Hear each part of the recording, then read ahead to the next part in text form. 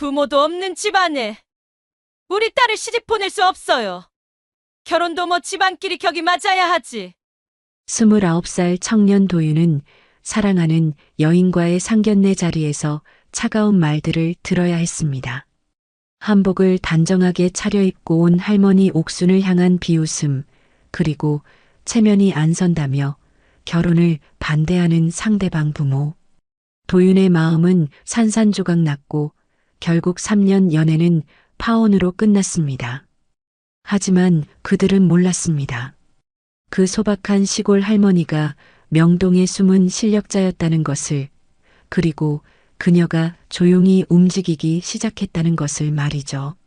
한 달 후 교만했던 그 가족에게 상상도 못한 일들이 연달아 일어나기 시작했습니다. 과연 그들에게 무슨 일이 벌어진 걸까요? 사연 시작하기 전에 구독과 좋아요 부탁드립니다.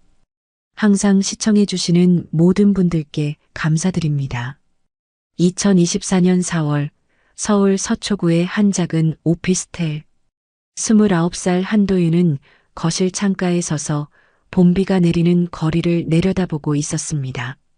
손에는 새로 뽑은 가족관계 증명서가 들려 있었고 그 종이를 내려다보는 그의 눈빛에는 묘한 떨림이 담겨 있었습니다. 부모님 없이 할머니 손에서 자란 도윤은 늘 이런 순간이 올까봐 두려웠습니다. 상견례라는 말만 들어도 가슴 한구석이 움츠러들곤 했었죠. 하지만 이제는 달랐습니다. 3년째 교제 중인 연인 최유진이 있었고 그녀와 함께하는 미래를 그리는 일이 더 이상 두렵지 않았으니까요. 도윤은 휴대폰을 꺼내 유진과 주고받은 메시지를 다시 읽었습니다. 우리 부모님이 다음 주 토요일에 시간 되신대. 도윤 씨 할머니도 괜찮으시면 그때 뵐까? 메시지를 읽는 도윤의 입가에 미소가 번졌습니다. 유진의 말투에서 느껴지는 따뜻함이 그를 안심시켰습니다. 할머니, 다음 주 토요일 괜찮으세요? 도윤이 부엌 쪽으로 고개를 돌리며 물었습니다. 73세 한옥수는 앞치마를 두른 채 무릎 높이의 작은 찬장을 열어 김장김치를 꺼내고 있었습니다. 그녀의 손은 오랜 세월 살림을 책임져 온 사람의 손이었습니다. 거칠지만 정갈했고 느리지만 정확했습니다. 토요일? 그래, 괜찮지. 그게 상견례 날이지? 옥순의 목소리는 평온했습니다. 어떤 긴장도 걱정도 묻어나지 않았죠. 오히려 손자의 마음을 편하게 해주려는 듯한 차분함이 담겨 있었습니다. 네, 강남 쪽 한정식 집에서 만나기로 했어요. 도윤이 대답하며 거실로 들어왔습니다. 옥수는 김치를 작은 접시에 담으며 고개를 끄덕였습니다. 그럼 한복이라도 맞춰 입어야겠구나. 할머니가 시골 할머니처럼 보여서 창피하면 안 되지. 할머니, 무슨 말씀이세요? 할머니 계셔서 제가 여기까지 온 거예요. 도윤의 목소리에 진심이 묻어났습니다. 그는 할머니 옆에 앉으며 그녀의 손을 가만히 잡았습니다. 옥수는 손자의 손을 도닥이며 웃었습니다. 주름 깊은 얼굴에 번지는 미소는 그 어떤 말보다 따뜻했습니다. 그래, 우리 도윤이 다 컸네. 다음 날 옥수는 도윤에게 명동에 잠깐 볼 일이 있다고 말했습니다. 도윤은 할머니가 혼자 멀리 나가시는 게 걱정돼 함께 가겠다고 했지만 옥수는 손사래를 쳤습니다. 괜찮아. 할머니 혼자 갈 수 있어. 너는 회사 가. 결국 도윤은 회사로 향했고 옥수는 혼자 집을 나섰습니다. 지하철을 타고 명동역에 내린 옥수는 익숙한 듯 골목길을 걸어갔습니다. 관광객들로 붐비는 명동 거리를 지나 그녀는 한 은행 건물 앞에 멈춰 섰습니다. 건물은 오래되었지만 단정했습니다. 유리문을 열고 들어서자 로비의 차가운 공기가 그녀를 맞이했습니다. 옥수는 잠시 주위를 둘러보다가 안내 데스크 쪽으로 걸어갔습니다. 어서 오십시오. 젊은 여직원이 밝게 인사했습니다. 옥순이 무언가 말하려던 순간 옆에서 나타난 중년 남성이 깜짝 놀란 표정으로 그녀를 알아봤습니다. 한 회장님 오셨습니까? 그 남성은 은행 지점의 차장급으로 보이는 사람이었습니다. 그는 허리를 굽혀 정중하게 인사했고 옥수는 가볍게 고개를 끄덕였습니다. 오랜만이에요, 차장님. 잠깐 박 지점장님 계시나 해서요. 네, 계십니다. 제가 모시고 가겠습니다. 차장은 옥순을 2층 VIP 라운지로 안내했습니다. 로비에 있던 몇몇 직원들이 옥순을 향해 고개를 숙였고 옥순은 그들에게 부드러운 눈빛으로 화답했습니다. 그 모습은 오랜 세월 이곳에서 쌓아온 관계를 말해주는 듯 했습니다. VIP 라운지는 조용했습니다. 차 한 잔이 놓인 테이블과 부드러운 소파, 그리고 벽면에 걸린 오래된 서예 작품들이 공간의 품격을 말해주고 있었습니다. 잠시 후 50대 중반의 여성이 미소를 지으며 들어왔습니다. 회장님, 정말 오랜만입니다. 미정 씨, 그동안 잘 지냈어요? 박미정 지점장은 옥순의 손을 두 손으로 감싸쥐었습니다. 두 사람 사이에는 단순한 은행원과 고객 이상의 인연이 느껴졌습니다. 덕분에 잘 지내고 있습니다. 그때 도와주신 일 평생 잊지 않고 있어요. 옥수는 손을 가만히 빼며 자리에 앉았습니다. 미정도 그녀의 맞은편에 앉으며 차를 따랐습니다. 별 말씀을요. 다 미정 씨가 잘해서 그런 거예요. 두 사람은 잠시 근황을 나눴습니다. 옥수는 손자 이야기를 꺼냈고 미정은 진심 어린 축하를 건넸습니다. 상견례를 앞두셨다니 정말 기쁘시겠어요. 그래요. 우리 도윤이 좋은 사람 만났으니 다행이죠. 옥순의 목소리에는 안도와 기쁨이 묻어났습니다. 하지만 그 표정 한구석에는 뭔가 깊은 생각에 잠긴 듯한 그늘도 비쳤습니다. 혹시 필요하신 게 있으시면 언제든 말씀하세요. 미정의 말에 옥수는 고개를 저었습니다. 아니에요. 오늘은 그냥 얼굴 보러 온 거예요. 오랜만에. 두 사람은 1시간 가까이 이야기를 나눴습니다. 과거의 일들, 세상 돌아가는 이야기, 그리고 서로의 가족 이야기까지. 은행을 나서는 옥순의 발걸음은 가벼웠습니다.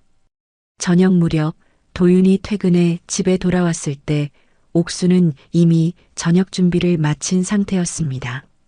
밥 냄새와 된장찌개 냄새가 작은 집안을 가득 채우고 있었습니다. 할머니, 명동 잘 다녀오셨어요? 도윤이 물었습니다. 옥수는 국그릇을 식탁에 놓으며 대답했습니다. 그럼 잘 다녀왔지. 한복도 예약했어. 할머니, 그런 데까지 혼자 가시면 어떡해요. 제가 같이 갈 걸 그랬어요. 괜찮아. 할머니도 젊었을 때 명동에서 일 좀 했거든. 도윤은 숟가락을 들다 말고 할머니를 쳐다봤습니다. 명동에서요?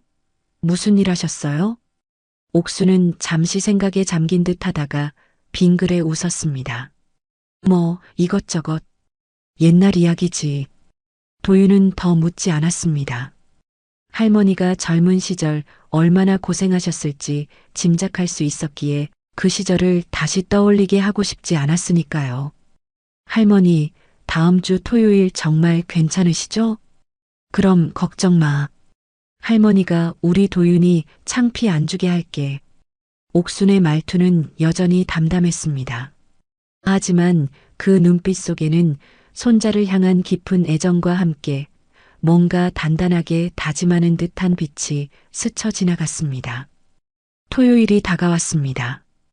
도윤은 주말 내내 긴장된 마음을 가라앉히려 애썼습니다. 유진과 통화할 때마다 그녀는 괜찮아. 우리 부모님 좋은 분들이야 라고 말했지만 도윤의 불안은 쉽게 가시지 않았습니다. 상견례 전날 옥수는 명동에서 맞춘 한복을 꺼내 살펴봤습니다. 연한 회색 저고리에 진한 남색 치마. 소박하지만 품이 있는 색감이었습니다. 도윤은 그 모습을 보며 안도했습니다. 할머니, 정말 잘 어울리세요.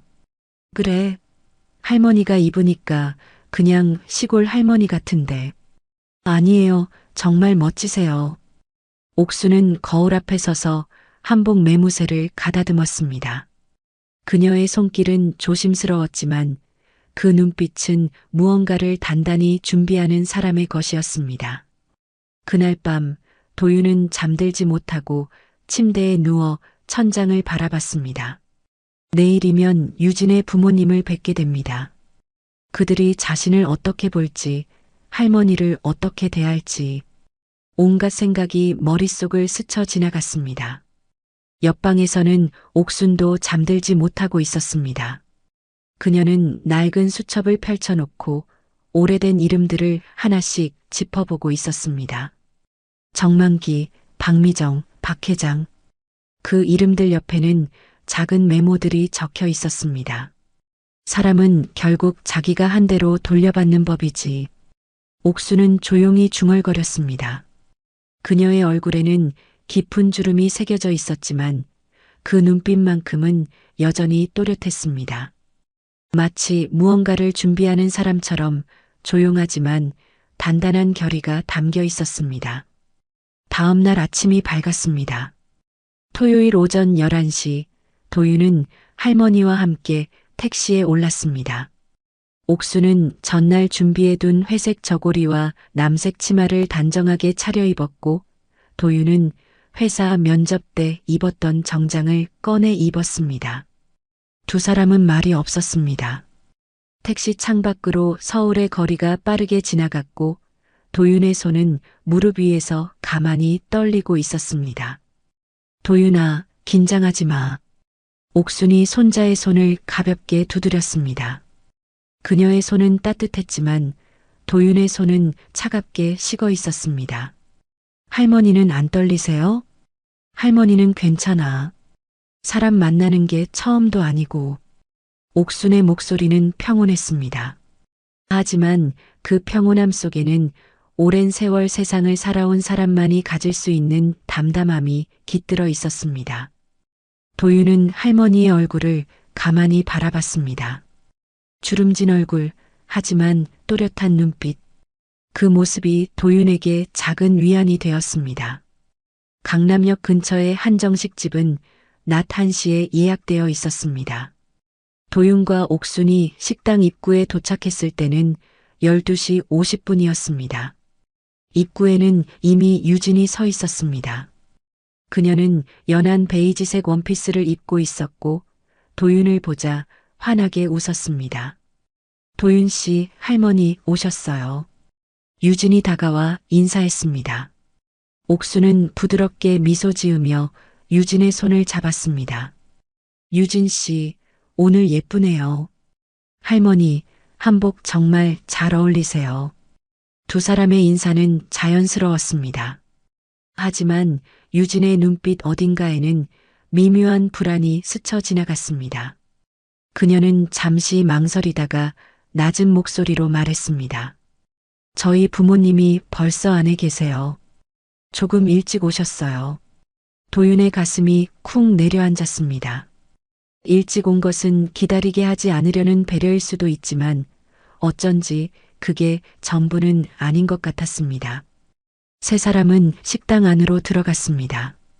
식당 내부는 조용하고 고급스러웠습니다. 천장에는 은은한 조명이 걸려 있었고 바닥에는 한지로 만든 문양이 깔려 있었습니다. 직원의 안내를 받아 예약된 룸으로 들어가자 안쪽 상석에는 이미 두 사람이 앉아 있었습니다. 최상철은 50대 중반의 남성이었습니다. 회색 정장을 단정하게 차려입었고 안경 너머로 날카로운 눈빛이 느껴졌습니다. 그의 옆에 앉은 배서진은 화려한 베이지색 투피스를 입고 있었습니다. 목에는 진주 목걸이가 걸려 있었고 손목에는 명품 시계가 빛나고 있었습니다. 어서 오세요. 상철이 일어서며 인사했습니다. 하지만 그의 시선은 도윤보다 옥순에게 먼저 향했습니다. 한복을 입은 노인. 그 모습을 훑어보는 상철의 눈빛에는 미묘한 실망이 스쳐 지나갔습니다. 안녕하세요. 저는 한도윤입니다. 도윤이 허리를 깊이 숙이며 인사했습니다. 옥순도 차분하게 고개를 숙였습니다. 한옥순입니다. 오늘 귀한 시간 내주셔서 감사합니다. 옥순의 목소리는 낮고 차분했습니다. 하지만 서진은 그 목소리를 듣고 남편과 눈빛을 교환했습니다. 그 눈빛에는 무언가 확인하는 듯한 기색이 담겨 있었습니다. 앉으세요. 상철의 말에 도윤과 옥수는 자리에 앉았습니다. 유진은 부모님 옆에 앉았고 방 안에는 잠시 침묵이 흘렀습니다. 직원이 들어와 물을 따르고 메뉴판을 건넸습니다. 저희가 미리 주문해뒀습니다. 특선 코스로요. 서진이 말했습니다. 그녀의 목소리는 정중했지만 어딘가 거리를 두는 듯한 느낌이었습니다. 도윤은 감사합니다라고 작게 대답했습니다. 잠시 후 음식이 나오기 시작했습니다. 정갈하게 담긴 전체 요리들이 상 위에 놓였습니다. 하지만 누구도 쉽게 젓가락을 들지 못했습니다. 도윤 씨는 어디서 일하신다고 했죠? 상철이 물었습니다. 그의 질문은 부드러웠지만 도윤은 그 속에 담긴 무게를 느낄 수 있었습니다. 중소기업 마케팅팀에서 일하고 있습니다. 아, 그렇군요. 회사 이름은요? 다운테크라는 곳입니다. 상철은 고개를 끄덕였지만 그의 표정에는 별다른 감흥이 없었습니다. 서진은 물을 한 모금 마시며 옆에서 말을 받았습니다. 요즘 젊은 분들은 다들 대기업 가려고 하던데 중소기업도 나름 괜찮나 봐요. 그 말투는 겉으로는 부드러웠지만 속내는 달랐습니다. 도윤은 입술을 꾹 깨물었습니다. 유진은 불편한 표정으로 어머니를 쳐다봤지만 아무 말도 하지 못했습니다. 할머니께서는 어디 사세요? 서진이 옥순을 향해 물었습니다. 그녀의 시선은 옥순의 한복 위를 천천히 훑었습니다. 저고리의 소박한 색감, 치마의 단정한 주름, 그 모습을 보는 서진의 입가에 미세한 비웃음이 스쳤습니다. 서초에 살고 있습니다. 옥순이 대답했습니다. 서진은 눈썹을 살짝 치켜 올렸습니다. 서초요? 아파트인가요? 작은 오피스텔이에요. 아, 그렇군요. 서진의 목소리에는 동정과 경멸이 뒤섞여 있었습니다. 그녀는 남편을 향해 눈짓했고 상철은 가볍게 기침을 했습니다. 요즘은 부모님 없이 자란 집안이 드물긴 한데 그래도 요즘 세상이니까요. 상철의 말이 떨어지자 방 안의 공기가 차갑게 식었습니다. 도윤의 얼굴이 하얗게 질렸습니다. 그는 주먹을 쥐었다가 폈습니다. 유진은 아버지를 쳐다봤지만 상철은 아무렇지 않은 듯 젓가락을 들었습니다. 부모님이 안 계시면 결혼 준비도 쉽지 않을 텐데요. 서진이 덧붙였습니다. 그녀의 목소리에는 걱정하는 척하는 위선이 묻어났습니다. 저희는 괜찮습니다. 도윤이 간신히 목소리를 짜냈습니다. 하지만 그의 손은 떨리고 있었습니다. 옥수는 손자의 손을 가만히 잡았습니다. 그녀의 손은 따뜻했고 그 온기가 도윤에게 전해졌습니다. 할머니, 요즘은 한복 입는 분들이 잘 없으신데 특별히 입고 오신 이유라도 있으세요? 서진이 물었습니다. 그녀의 말투는 호기심보다는 비아냥에 가까웠습니다. 옥수는 잠시 그녀를 바라보다가 조용히 대답했습니다. 상견례는 중요한 자리니까요. 정성을 보여드리고 싶었습니다. 아, 그렇군요. 요즘은 다들 양장 입고 오시던데. 뭐, 나쁘진 않네요. 서진의 말에 상철이 작게 웃었습니다. 두 사람의 태도는 점점 더 노골적으로 변했습니다. 식사는 계속됐지만 음식 맛을 느낄 수 있는 사람은 아무도 없었습니다. 도윤 씨 부모님은 어떻게 돌아가신 거예요? 서진이 물었습니다. 도윤의 손이 멈췄습니다. 그 질문은 너무 직접적이었고 너무 무례했습니다. 유진이 급하게 입을 열었습니다. 어머니, 그런 건 중요하지 않잖아요. 아니, 궁금해서 물어본 건데 뭐가 문제야? 서진이 딸을 향해 날카롭게 쏘아붙였습니다. 유진은 입술을 깨물며 고개를 숙였습니다. 교통사고였습니다. 도윤이 작게 대답했습니다. 그의 목소리는 떨리고 있었습니다. 옥수는 손자의 등을 가만히 쓰다듬었습니다. 그래서 할머니 손에서 자란 거군요. 힘드셨겠어요, 할머니. 상철의 말은 위로처럼 들렸지만 그 속내는 달랐습니다. 그는 계속해서 말을 이었습니다. 요즘 결혼은 집안끼리 하는 거라서요. 양가가 서로 도울 수 있어야 하는데 그게 안 되면 나중에 문제가 생기거든요.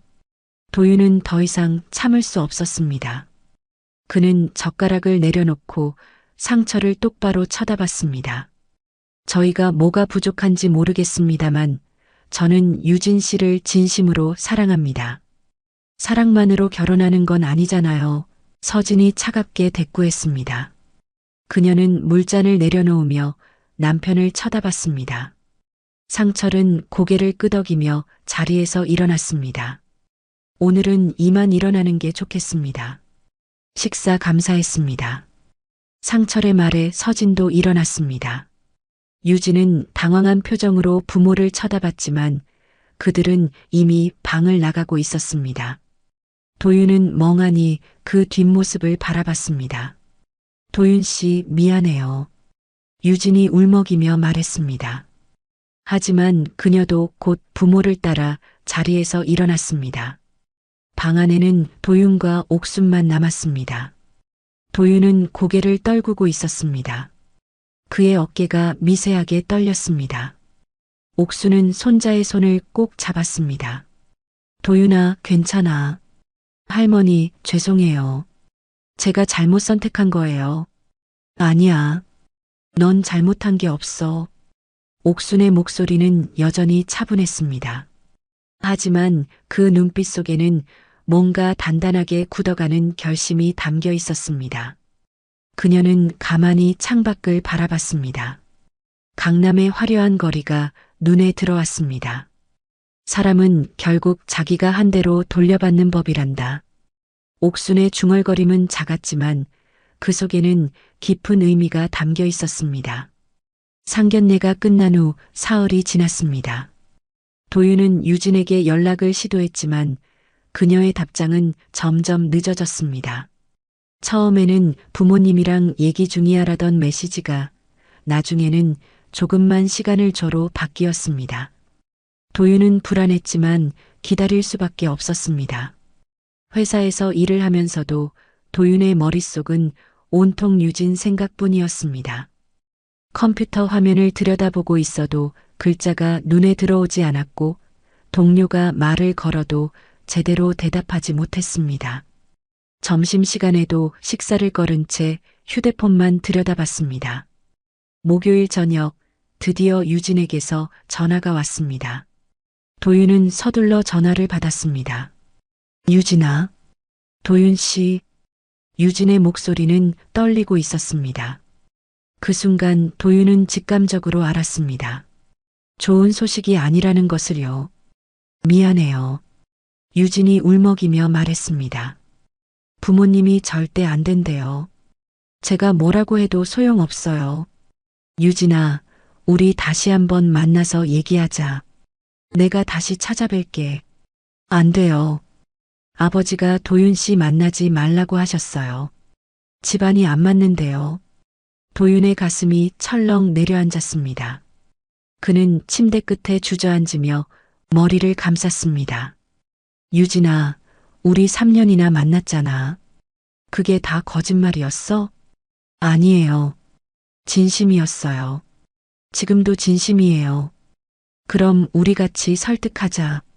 시간이 걸려도 괜찮아. 전화기 너머로 유진의 흐느끼는 소리가 들렸습니다. 그녀는 한참을 울다가 간신히 목소리를 냈습니다. 도윤 씨, 미안해요. 나 부모님 말씀 거역할 수 없어요. 우리 그만 만나요. 유진아, 정말 미안해요. 전화가 끊겼습니다.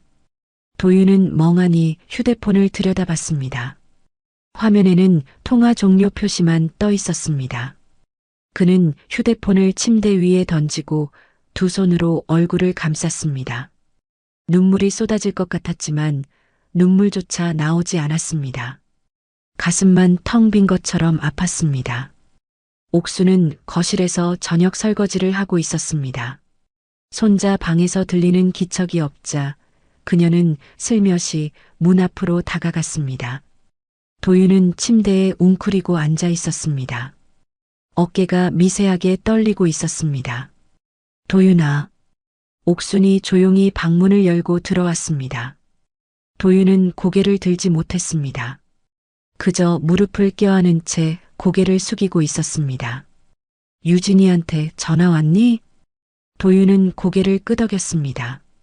옥수는 손자 옆에 앉으며 그의 등을 가만히 쓰다듬었습니다. 헤어지자고 했어요. 도윤의 목소리는 갈라져 있었습니다. 옥수는 아무 말 없이 손자의 등을 계속 어루만졌습니다. 그녀의 손길은 따뜻했고 그 온기가 도윤의 등을 타고 가슴까지 전해지는 것 같았습니다. 할머니, 제가 뭘 잘못한 걸까요? 부모님이 안 계신 게 잘못인가요? 아니야, 넌 아무 잘못도 없어. 그럼 왜 이렇게 무시당해야 해요? 할머니까지 그런 소리 들으셔야 해요? 도윤의 목소리가 점점 커졌습니다. 그는 주먹을 쥐었다가 폈습니다. 옥수는 손자의 손을 꼭 잡았습니다. 도윤아, 세상에는 사람을 겉모습으로만 보는 사람들이 있단다. 하지만 그런 사람들은 결국 자기가 한 만큼 돌려받게 돼 있어. 그게 무슨 소용이에요. 유진이는 이미 떠났는걸요. 옥수는 잠시 침묵했습니다. 그녀는 창밖을 바라봤습니다. 밤하늘에는 별이 몇 개 보였습니다. 오랜 시간이 지나 옥순이 입을 열었습니다. 도윤아, 진짜 너를 사랑하는 사람은 어떤 상황에서도 내 편이 된단다. 유진이가 너를 떠났다면 그건 아직 그 정도 인연이 아니었던 거야. 도윤은 대답하지 않았습니다. 그저 고개를 숙인 채 눈물을 흘렸습니다. 옥수는 손자를 꼭 안아주었습니다. 그날 밤 도윤은 할머니 품에서 한참을 울었습니다. 다음 날 금요일 오후 최상철의 휴대폰이 울렸습니다. 그는 회사 회의실에서 나와 복도에서 전화를 받았습니다. 여보, 유진이 일은 다 정리했어요? 아내 서진의 목소리였습니다. 응, 어젯밤에 유진이가 도윤이한테 연락했대. 깔끔하게 정리됐어. 다행이네요. 그런 집안이랑 사돈되면 우리 체면이 말이 아니죠. 상철은 복도 끝을 걸어가며 목소리를 낮췄습니다. 그러게 말이야. 부모도 없는 애가 무슨 결혼이야. 근데 여보, 그 할머니 표정 봤어요? 우리 무시하는 거 다 알면서도 아무 말 안 하더라고요. 시골 할머니가 뭘 안다고. 그냥 참은 거겠지. 두 사람은 비웃듯 웃었습니다. 상철은 전화를 끊고 다시 회의실로 돌아갔습니다. 그는 오늘도 여느 때처럼 평범한 하루를 보낼 거라 생각했습니다. 그날 저녁 상철은 집으로 돌아가는 길에 옥순에게 전화를 걸었습니다.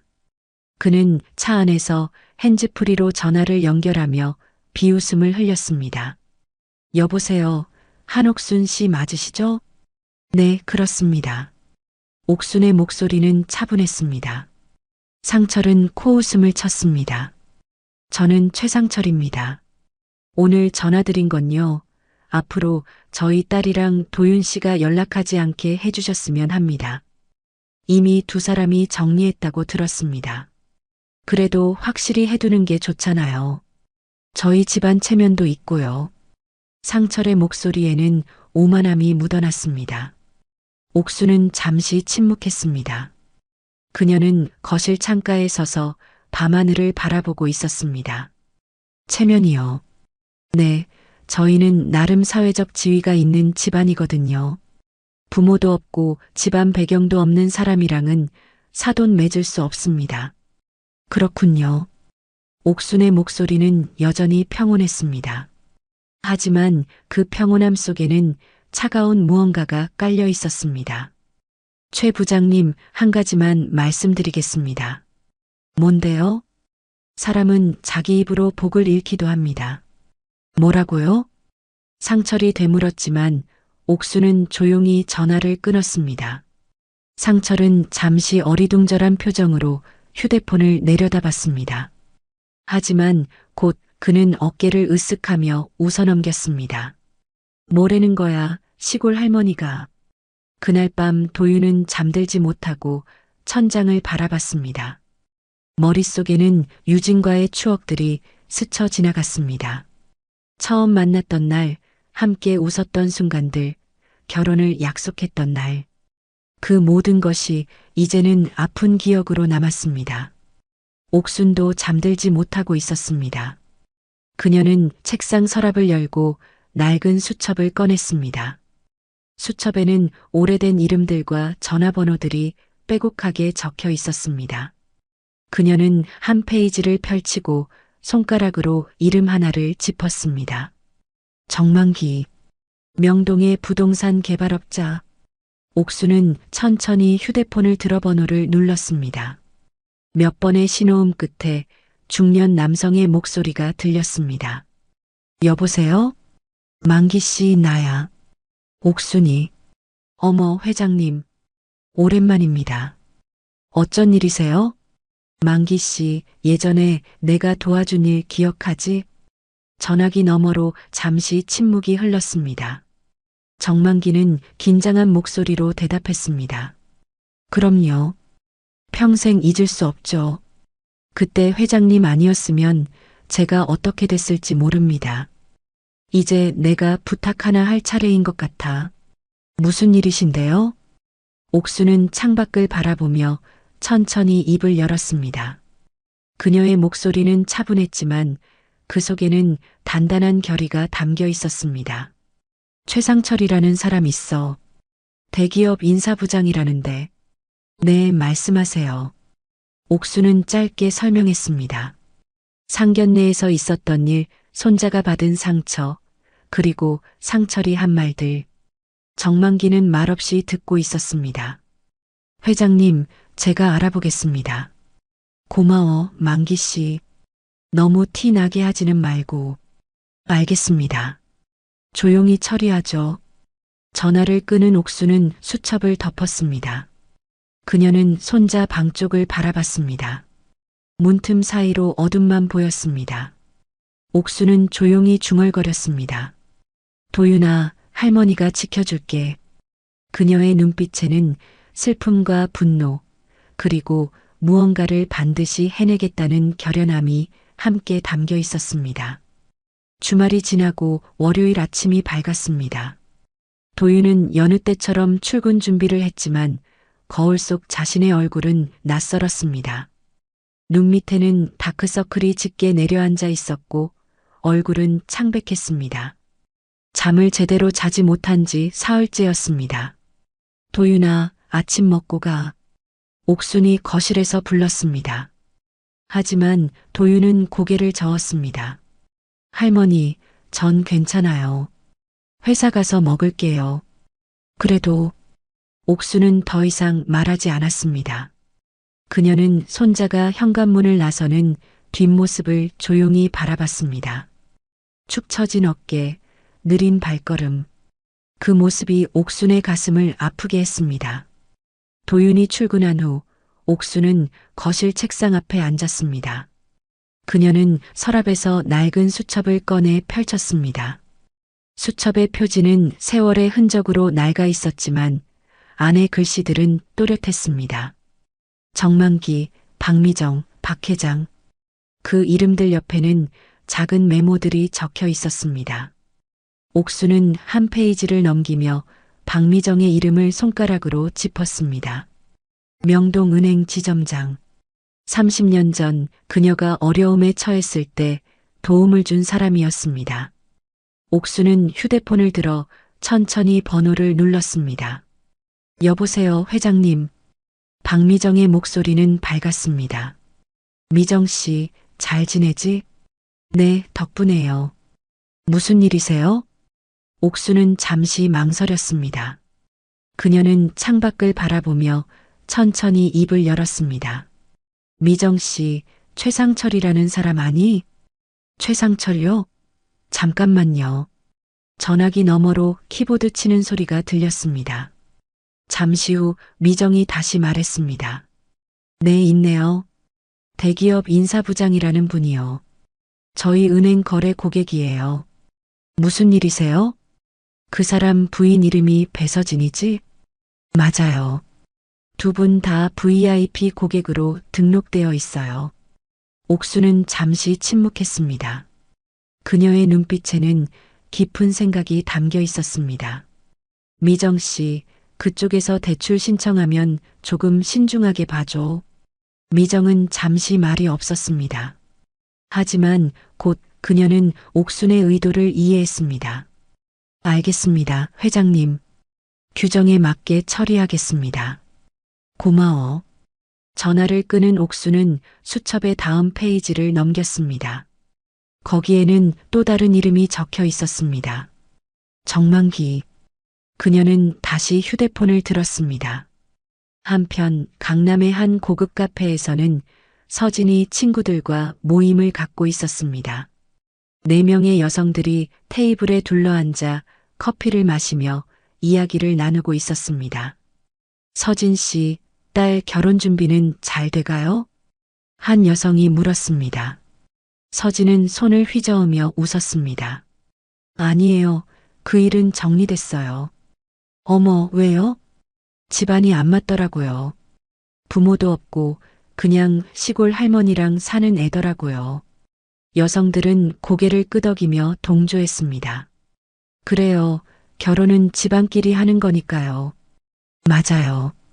나중에 문제 생기면 힘들잖아요. 서진은 만족스러운 표정으로 고개를 끄덕였습니다. 그녀는 커피를 한 모금 마시며 말을 이었습니다. 근데 요즘 정말 좋은 정보 하나 들었어요. 뭔데요? 서진은 주위를 둘러본 후 목소리를 낮췄습니다. 강남 재건축 단지 있잖아요. 거기가 곧 입주 시작된대요. 지금 매물 나온 게 있는데 투자하면 최소 5억은 남긴대요. 여성들의 눈빛이 반짝였습니다. 진짜요? 확실한 정보예요? 그럼요. 남편 회사 임원 부인한테 들었어요. 절대 확실한 정보래요. 서진의 말에 여성들은 흥분하기 시작했습니다. 그들은 투자 이야기로 한참을 떠들었습니다. 서진은 이미 마음속으로 계획을 세우고 있었습니다. 지금 살고 있는 아파트를 팔고 그 돈으로 재건축 아파트를 사는 것. 그러면 몇 년 후에는 시세 차익으로 큰 돈을 벌 수 있을 거라고 생각했습니다. 저녁 무렵 서진은 집으로 돌아와 남편 상철에게 말했습니다. 여보, 우리 집 팔고 재건축 아파트 사요. 갑자기 왜? 확실한 정보 들었어요. 지금 사두면 몇 년 후에 대박이래요. 상철은 서류를 보다 말고 아내를 쳐다봤습니다. 당신 그런 소리 믿어? 믿고 말고요. 김 부장 부인이 알려준 정보예요. 절대 확실하대요. 서진의 눈빛은 확신에 차 있었습니다. 상철은 잠시 생각하다가 고개를 끄덕였습니다. 그래, 당신이 알아서 해. 다음 날 서진은 부동산 중개사무소를 찾아갔습니다. 그녀는 지금 살고 있는 아파트의 시세를 알아보고 매물로 내놓았습니다. 중개인은 요즘 시세가 좋으니 금방 나갈 겁니다라고 말했습니다. 서진은 기분 좋게 웃으며 집을 매물로 내놓았습니다. 일주일 후 아파트는 정말로 팔렸습니다. 서진은 기뻐하며 재건축 아파트 매물을 보러 갔습니다. 중개인은 이 매물은 정말 귀한 거예요. 지금 아니면 기회 없어요라고 말했습니다. 아파트 가격은 지금 살던 집을 판 금액보다 조금 더 높았지만 서진은 망설이지 않았습니다. 계약할게요. 좋은 선택이세요. 계약금은 매매가의 10%입니다. 계약금 10%, 3억이었습니다. 서진은 자신들이 살고 있는 집을 10억에 팔았습니다. 그렇지만 그중 5억은 대출 상환에 써야 했습니다. 그리고 중도금과 잔금은 은행 대출로 받기로 했습니다. 중개인은 VIP 고객이시면 대출 문제 없으실 거예요 라고 말했습니다. 계약을 마친 서진은 신이 나서 집으로 돌아왔습니다. 여보, 계약했어요. 한 달 후에 잔금 치르면 돼요. 대출은 알아봤어? 은행에 신청하면 되죠. 우리 VIP 고객인데 뭐. 서진은 자신만만했습니다. 그녀는 이미 머릿속으로 새 아파트의 인테리어를 그리고 있었습니다. 며칠 후 서진은 은행으로 갔습니다. 그녀는 상담 창구에 앉아 직원에게 말했습니다. 주택담보대출 받으러 왔어요. 재건축 아파트 잔금 치러야 해서요. 네, 잠시만요. 직원은 서진의 신용정보를 조회했습니다. 그리고 잠시 후 난처한 표정을 지었습니다. 손님, 죄송하지만 대출 심사가 조금 까다로울 것 같습니다. 왜요? 저 여기 VIP 고객이에요. 네, 알고 있습니다만 최근 규정이 강화되어서요. 신청은 해드리겠지만 시간이 좀 걸릴 수 있습니다. 직원은 미안한 표정으로 말했습니다. 서진은 당황했지만 일단 신청서를 냈습니다. 빨리 처리해 주세요. 한 달 안에 잔금 치러야 해요. 최선을 다하겠습니다. 서진은 불안한 마음으로 은행을 나섰습니다. 하지만 그녀는 곧 괜찮을 거라고 자신을 안심시켰습니다. 자신은 VIP 고객이고 남편은 대기업 부장이니까요. 같은 시각 도윤은 회사에서 동료와 점심을 먹고 있었습니다. 도윤아, 요즘 왜 그래? 얼굴이 안 좋은데. 아니야, 괜찮아. 도윤은 억지로 웃으며 대답했습니다. 하지만 동료는 걱정스러운 눈으로 그를 바라봤습니다. 무슨 일 있으면 얘기해.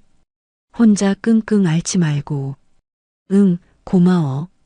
도윤은 밥을 몇 숟가락 떠먹다가 포크를 내려놓았습니다. 식욕이 없었습니다.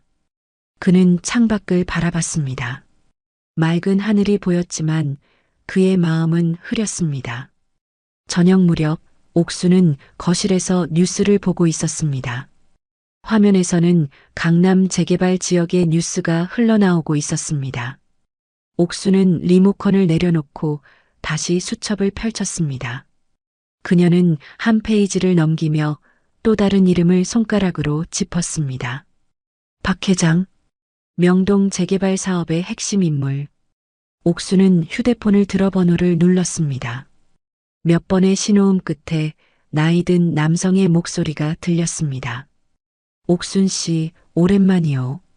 회장님, 안녕하세요. 그간 안녕하셨어요? 덕분에 잘 지내고 있소. 무슨 일이요? 옥수는 잠시 망설였습니다. 그녀는 창밖에 어두워지는 하늘을 바라보며 천천히 말했습니다. 회장님, 제가 부탁 하나 드려도 될까요? 말씀하시오.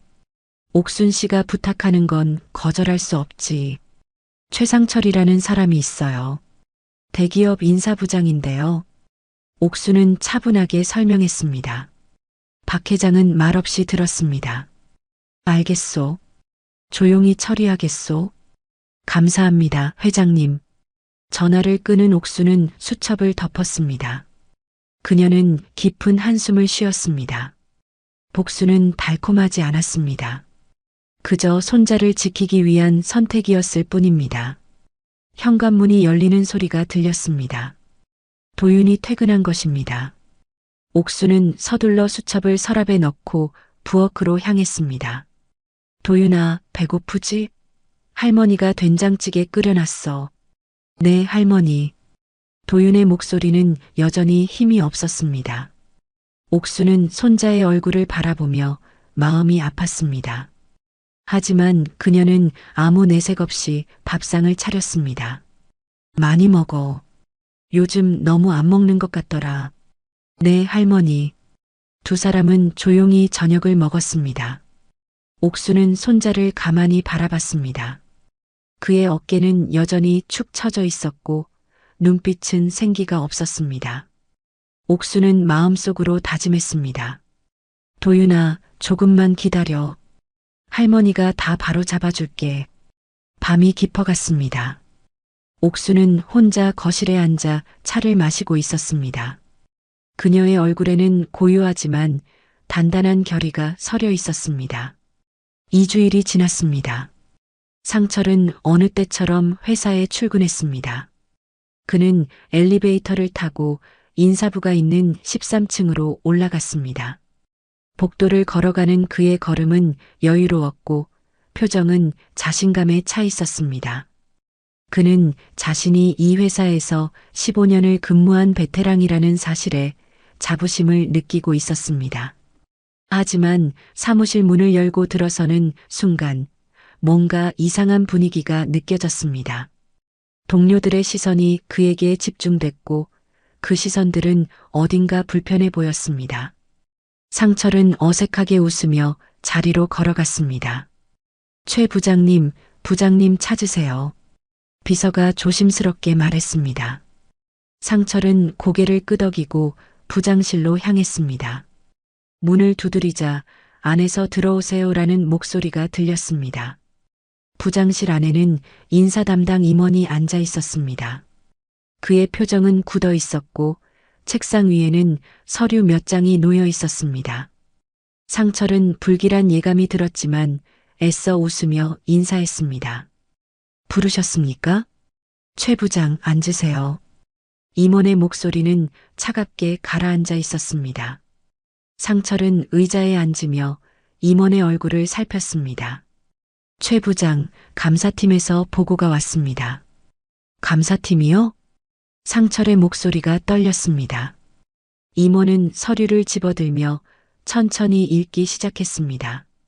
3년 전 접대비 처리건에서 부적절한 항목들이 발견됐습니다. 개인적 용도로 사용된 금액이 있고요. 그건 오해입니다.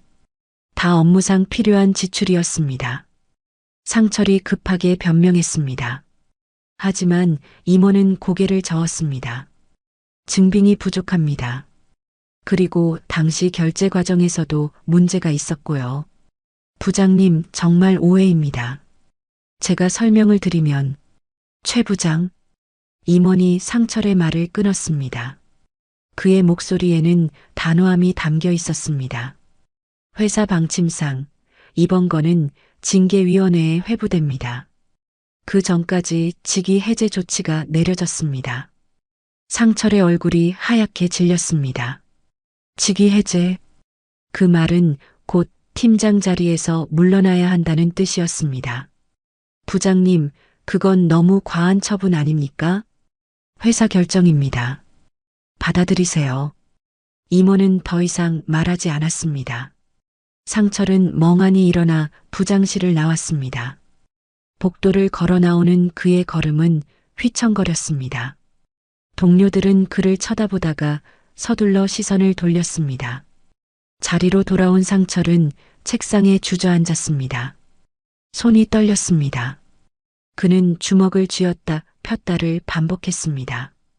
3년 전 일이라니. 왜 지금 와서 그 일이 문제가 되는 걸까요? 당시에는 아무 문제 없었는데. 최 부장님, 팀원 하나가 조심스럽게 다가왔습니다. 상철이 고개를 들었습니다. 팀원은 서류 몇 장을 내밀었습니다. 이거 검토 부탁드립니다. 검토요? 네, 팀장님께서 확인하라고 하셨어요. 상철의 머릿속이 하얘졌습니다. 팀장. 이제 팀장은 자신이 아니었습니다. 그는 서류를 받아들며 입술을 깨물었습니다. 알겠습니다. 팀원이 돌아가고 상철은 서류를 내려다봤습니다. 글자가 눈에 들어오지 않았습니다. 그는 고개를 들어 사무실을 둘러봤습니다. 동료들은 각자 일을 하고 있었지만 가끔씩 그를 향해 훔쳐보는 시선들이 느껴졌습니다. 점심시간이 되었습니다. 상철은 구내식당 대신 밖으로 나갔습니다. 사람들과 마주치기 싫었습니다. 그는 회사 근처 작은 식당에 들어가 자리에 앉았습니다. 하지만 음식을 시키고도 먹을 수가 없었습니다. 입맛이 싹 사라졌습니다. 휴대폰이 울렸습니다. 아내 서진이었습니다. 상철은 한숨을 쉬며 전화를 받았습니다. 당신 은행에서 연락 왔어요. 서진의 목소리는 다급했습니다. 상철은 가슴이 철렁 내려앉았습니다. 무슨 연락? 대출 심사 결과가 나왔대요. 당장 은행으로 오래요. 알았어. 상철은 전화를 끊고 식당을 나섰습니다. 그는 택시를 잡아 타고 은행으로 향했습니다. 차 안에서 그의 손은 계속 떨렸습니다.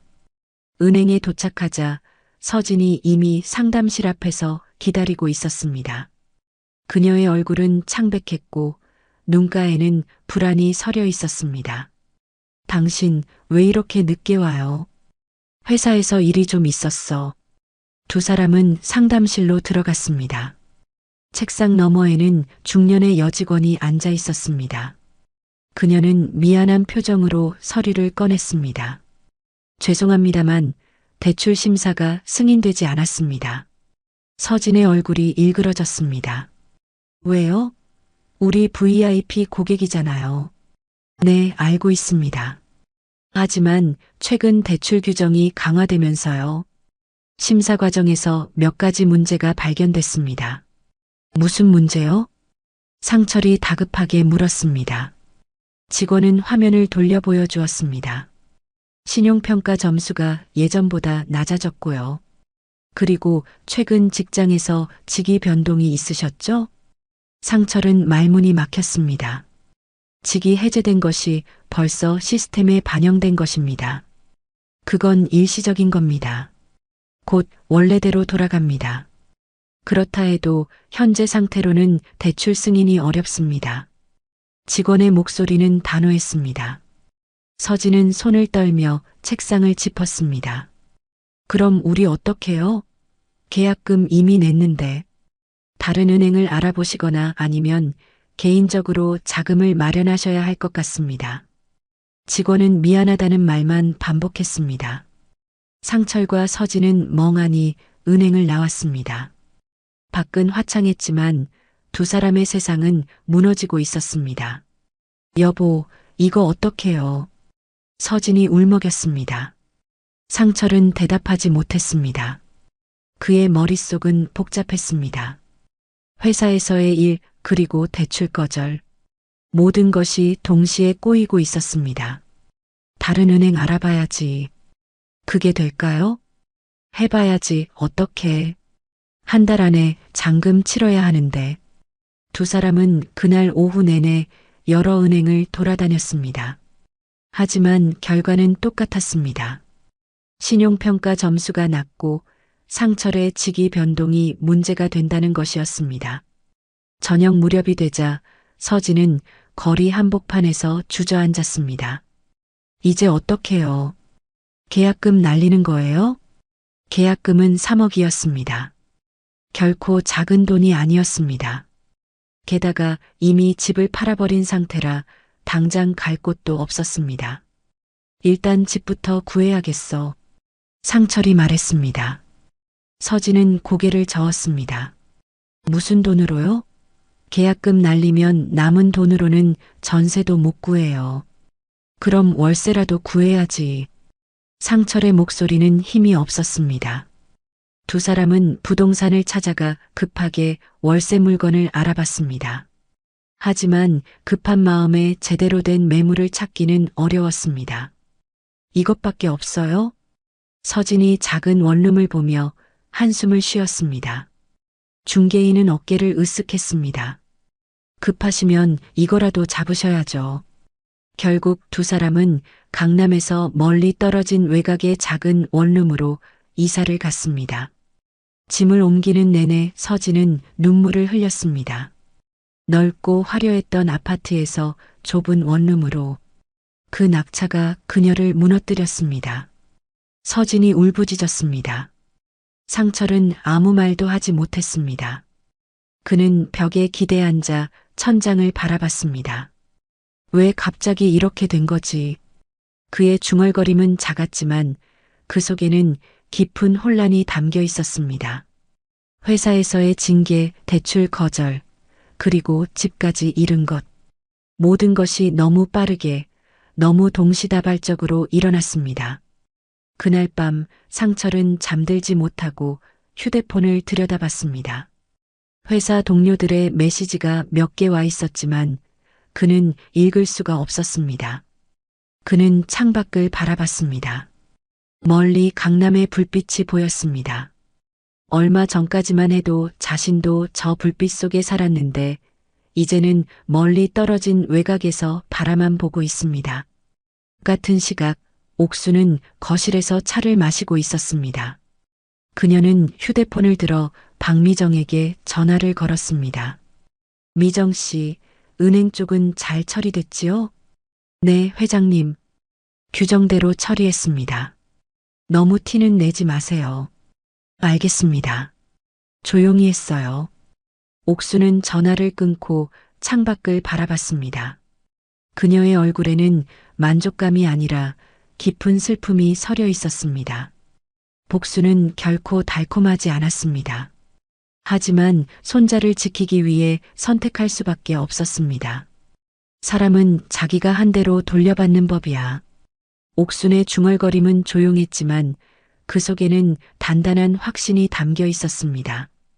또 한 달이 흘렀습니다. 상철은 밤잠을 이루지 못했습니다.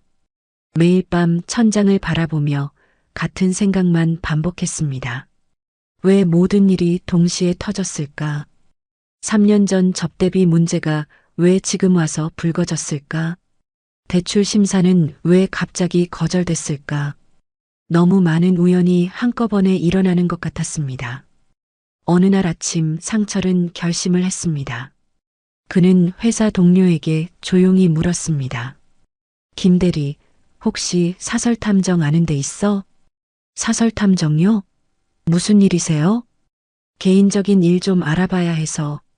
김 대리는 잠시 망설이다가 명함 하나를 건넸습니다. 제 친구가 하는 곳인데요. 믿을만해요. 고마워. 상철은 명함을 받아 주머니에 넣었습니다. 점심시간이 되자 그는 사무실을 나와 조용한 카페로 갔습니다. 그리고 명함에 적힌 번호로 전화를 걸었습니다. 여보세요. 탐정사무소입니다. 의뢰 좀 하고 싶은데요. 네, 어떤 건인지 말씀해 주세요. 상철은 주위를 둘러본 후 낮은 목소리로 말했습니다. 제 주변에서 이상한 일들이 연달아 일어나고 있어요. 누군가 의도적으로 뭔가 하는 것 같은데 확인하고 싶습니다. 알겠습니다. 내일 오전에 사무실로 오시겠어요? 네, 가겠습니다. 다음 날 오전 상철은 연차를 내고 탐정사무소를 찾아갔습니다. 사무실은 오래된 건물 3층에 있었습니다. 문을 열고 들어서자 40대 중반의 남성이 책상에 앉아 있었습니다. 최상철 씨 맞으시죠? 앉으세요. 탐정은 상철을 맞으며 차를 내왔습니다. 상철은 자리에 앉아 지난 2달간의 일을 설명했습니다. 회사에서의 징계, 대출 거절, 그리고 집까지 잃은 것. 탐정은 메모를 하며 조용히 들었습니다. 이상하게 모든 게 동시에 꼬였습니다. 누가 뒤에 있는 겁니까? 상철의 목소리는 절박했습니다. 탐정은 메모를 내려다보며 고개를 끄덕였습니다. 조사해 보겠습니다. 일주일 정도 시간을 주세요. 빨리 부탁드립니다. 상철은 사무실을 나와 거리를 걸었습니다. 그의 발걸음은 무거웠지만 마음 한편에는 희망이 생겼습니다. 진실을 알게 되면 뭔가 해결책이 보일 거라고 생각했습니다. 일주일 후 탐정에게서 연락이 왔습니다. 상철은 다시 사무실을 찾아갔습니다. 탐정은 책상 위에 서류 몇 장을 펼쳐놓고 있었습니다. 최 부장님, 조사 결과가 나왔습니다. 어떻습니까? 상철은 몸을 앞으로 기울이며 물었습니다. 탐정은 서류를 가리키며 말했습니다. 회사 쪽 징계는 윗선에서 특별 지시가 있었습니다. 누군가 영향력을 행사한 거죠. 누구요? 직접적인 증거는 없지만 명동 쪽 재개발 관련 인사들이 연루돼 있습니다. 명동요? 상철은 눈을 깜빡였습니다. 명동이라는 단어가 뭔가 익숙했습니다. 탐정은 다른 서류를 꺼냈습니다. 그리고 대출 거절건, 은행 내부에서 특별 지시가 있었다고 합니다. 담당 지점장이 박미정이라는 분인데요. 박미정? 네, 명동 지점장입니다. 이분이 심사 과정에 직접 개입했어요. 상철의 머릿속이 복잡해졌습니다. 명동, 재개발, 은행. 그 단어들이 어딘가 연결되는 것 같았습니다. 그런데 최 부장님, 한 가지 더 흥미로운 사실이 있습니다. 탐정이 마지막 서류를 꺼냈습니다. 거기에는 옥순의 사진이 인쇄되어 있었습니다. 상철은 그 사진을 보고 얼어붙었습니다. 이분 아시죠? 한옥순, 도윤이 할머니. 네, 맞습니다. 이분이 명동에서 꽤 유명한 분이십니다. 뭐라고요? 상철의 목소리가 떨렸습니다. 탐정은 침착하게 설명을 이어갔습니다. 한옥순 씨는 명동 재개발 지역의 1세대 토지주입니다. 60년대부터 명동에서 사업을 하셨고 지금도 상당한 부동산을 소유하고 계세요. 그 시골 할머니가요? 겉보기와는 다릅니다. 조사해 보니 박 회장이라는 재개발 사업가와 오랜 인연이 있고요. 은행 쪽 인사들과도 깊은 관계를 맺고 계십니다. 탐정은 서류를 넘기며 계속 설명했습니다. 30년 전 박 회장이 사업 실패로 어려울 때 한옥순 씨가 도움을 주셨답니다. 그 인연으로 박 회장은 지금도 한옥순 씨를 은인으로 여기고 있어요. 상철은 의자에 깊이 앉았습니다. 그의 얼굴은 창백했습니다. 그러니까 그 할머니가 저를 무너뜨린 겁니까? 직접적인 증거는 없습니다. 하지만 정황상 그렇게 볼 수밖에 없어요. 최 부장님이 상견례에서 그분을 어떻게 대하셨는지 기억하시죠? 상철은 고개를 떨구었습니다. 상견례 날이 생생하게 떠올랐습니다. 한복을 입은 옥순을 비웃던 자신, 부모도 없는 집안이라며 무시하던 말들, 그 모든 것이 지금 자신에게 돌아오고 있었습니다. 제가 감히 건드려선 안 될 사람을 건드린 겁니까? 그렇게 볼 수 있죠. 탐정은 서류를 정리하며 말했습니다. 한옥순 씨는 명동에서 한 회장님으로 불립니다. 조용히 영향력을 행사하는 분이에요. 겉으로는 평범한 노인처럼 보이지만 실제로는 상당한 인맥과 자산을 가진 분입니다. 상철은 두 손으로 얼굴을 감쌌습니다. 모든 것이 이해됐습니다. 회사 징계, 대출 거절, 모든 것이 우연이 아니었습니다.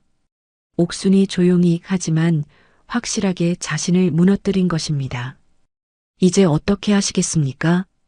탐정이 물었습니다. 상철은 대답하지 못했습니다. 그는 그저 멍하니 창밖을 바라봤습니다. 집으로 돌아온 상철은 서진에게 모든 것을 말했습니다. 서진은 소파에 주저앉으며 비명을 질렀습니다. 그 할머니가 우릴 이렇게 만든 거예요? 그래.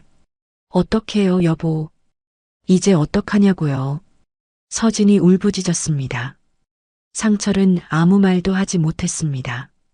그는 벽에 기대서서 천장을 바라봤습니다. 우리가 잘못했어. 뭐가 잘못했다는 거예요? 사람을 무시한 거, 겉모습만 보고 깔본 거. 상철의 목소리는 떨리고 있었습니다. 그는 무릎을 꿇고 바닥에 앉았습니다. 내가 교만했어. 내가 뭐라고 사람을 그렇게 무시했을까?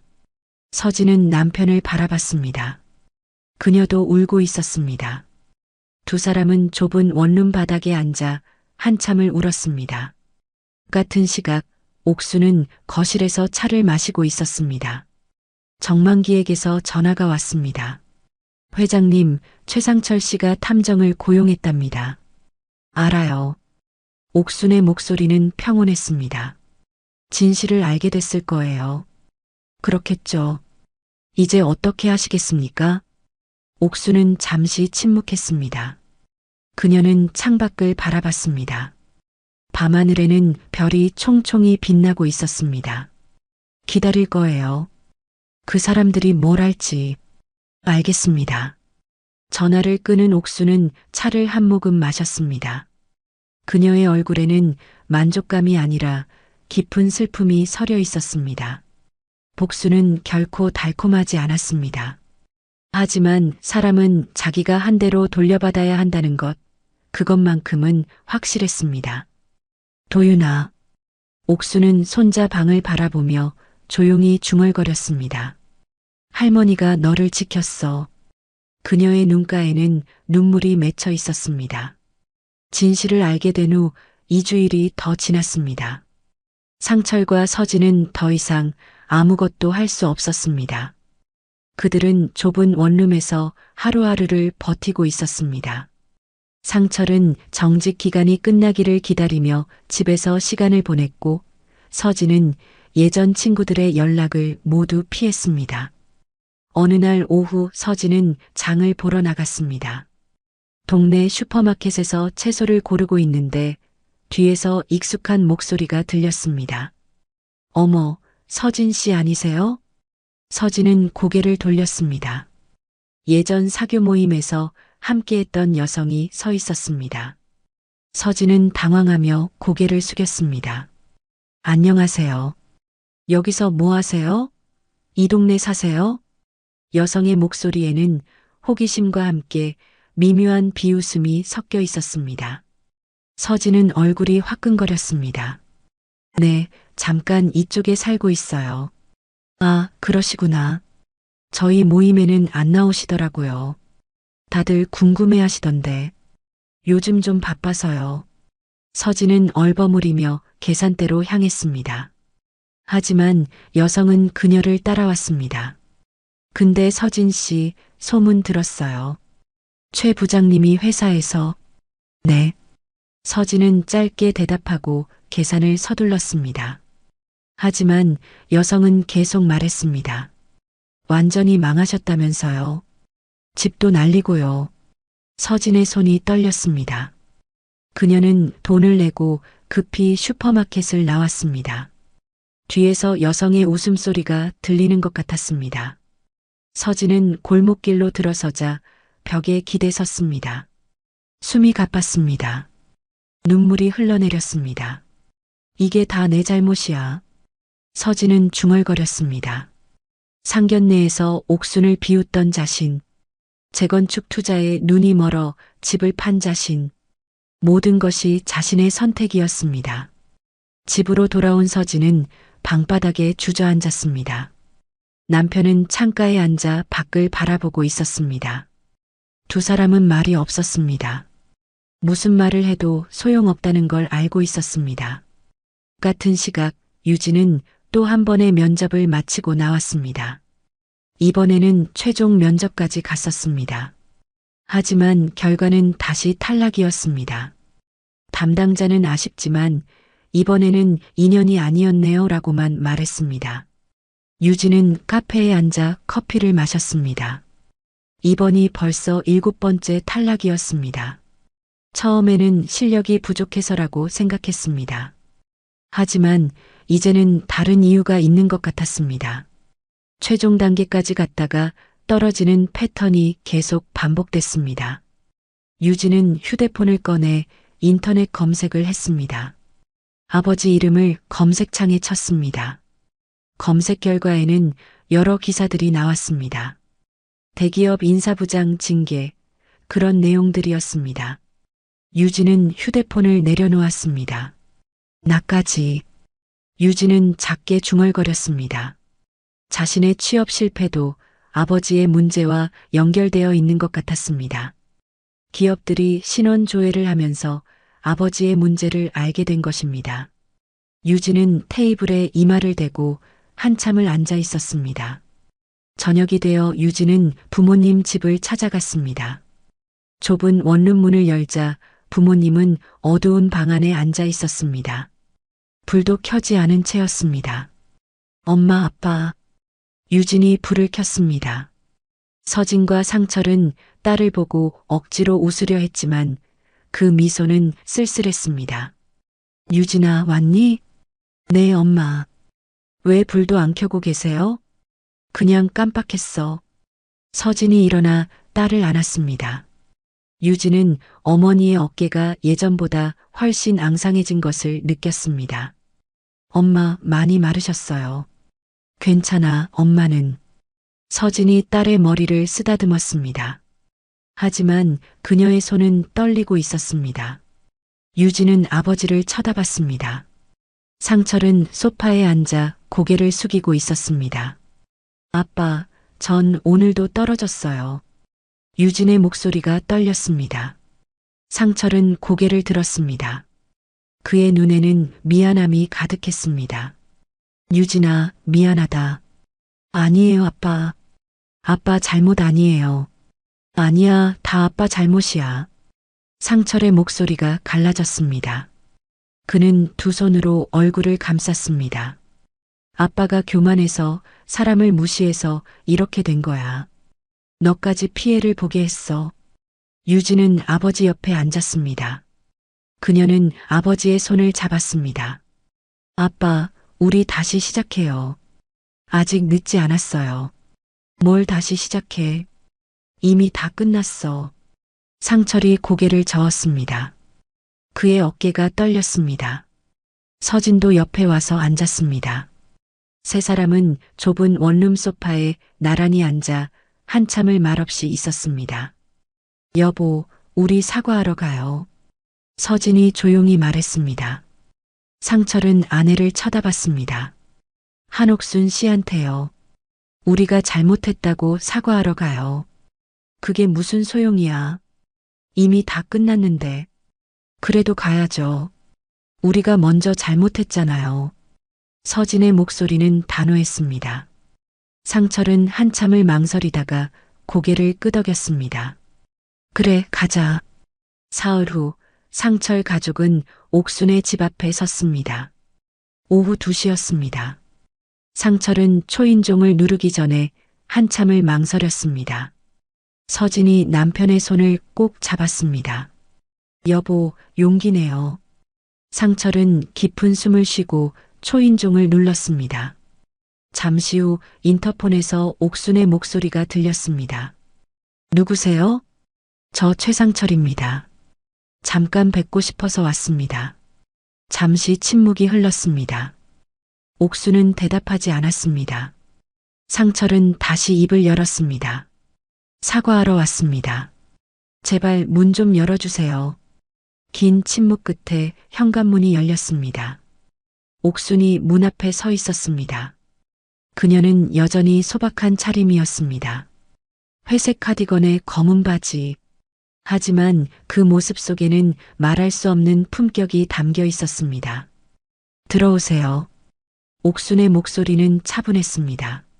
상철 가족은 조심스럽게 집 안으로 들어갔습니다. 거실은 깨끗하고 정갈했습니다. 옥수는 그들을 소파에 앉게 하고 차를 내왔습니다. 할머니. 유진이 먼저 입을 열었습니다. 그녀의 목소리는 떨리고 있었습니다. 정말 죄송합니다. 유진은 고개를 숙였습니다. 눈물이 뚝뚝 떨어졌습니다. 서진도 따라서 고개를 숙였습니다. 저희가 정말 잘못했습니다. 상철은 소파에서 일어나 바닥에 무릎을 꿇었습니다. 그는 고개를 조아리며 말했습니다. 제가 교만했습니다. 사람을 겉모습으로만 판단하고 무시했습니다. 용서해 주십시오. 옥수는 말없이 그들을 바라봤습니다. 그녀의 얼굴에는 분노도 만족감도 없었습니다. 그저 깊은 슬픔만이 서려 있었습니다. 최 부장님, 일어나세요. 옥순이 조용히 말했습니다. 상철은 고개를 들었습니다. 그의 눈에는 눈물이 가득했습니다. 용서는 하겠습니다. 옥순이 천천히 말했습니다. 하지만 이미 지나간 일은 돌이킬 수 없어요. 여러분이 저와 제 손자에게 했던 말들, 그 상처는 쉽게 아물지 않습니다. 알고 있습니다. 상철이 고개를 숙였습니다. 옥수는 창밖을 바라봤습니다. 사람은 자기가 한 대로 돌려받는 법입니다. 제가 한 것은 단지 세상의 균형을 되돌려 놓은 것 뿐이에요. 옥순의 말은 조용했지만 그 속에는 깊은 교훈이 담겨 있었습니다. 상철 가족은 고개를 들지 못했습니다. 이제 가보세요. 그리고 앞으로는 사람을 대할 때 조심하세요. 옥순이 일어섰습니다. 상철 가족도 일어나 문 쪽으로 향했습니다. 문 앞에서 유진이 돌아보며 말했습니다. 할머니, 도윤 씨한테 정말 미안하다고 전해주세요. 옥수는 고개를 끄덕였습니다. 문이 닫히고 옥수는 혼자 거실에 섰습니다. 그녀의 눈에는 눈물이 맺혀 있었습니다.